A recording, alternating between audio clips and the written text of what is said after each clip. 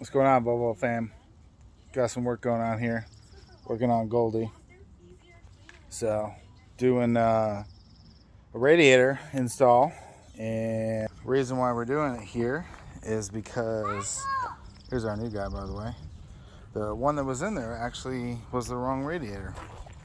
So, to give you a little bit of perspective here, if you look inside this orifice, it's kind of hard to tell from this angle, but there's a taper to it. That taper prevents the transmission lines from seating appropriately. Now, on a real OEM style, they won't be tapered. They'll actually have a hard lip like this. Way easier to see. But that hard lip allows the line to get fully seated. Basically uses the pressure to press out. So that's why we're having to swap it. So just a little heads up here for you. Got mounting clips on the top to hold it in place.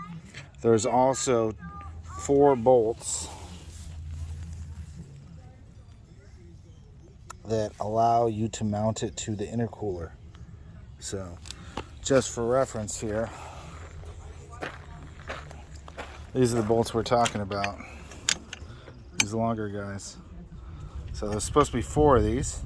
Fortunately, I bought this from a gentleman who had worked on it, and yeah, he replaced this radiator from O'Reilly's, and because of that, it was not the specific one. So unfortunately, I couldn't take off these these guys because these are actually mounted inside. So I had to buy a brand new radiator for it. So I'm hopeful that we can get it sorted. So just got to put it back in. So just so you guys know, you'll have to basically get the new one, take the parts off the old one. So taking off the stabilizers that hold it in place. Obviously the 4 bolts that separate it from the condenser or the AC stuff. And then you'll have to swap over these. I don't have one of these. I'm down 2 bolts. So we're just going to make the best of it and eventually figure it out. So anyways, should be pretty straightforward for the most part.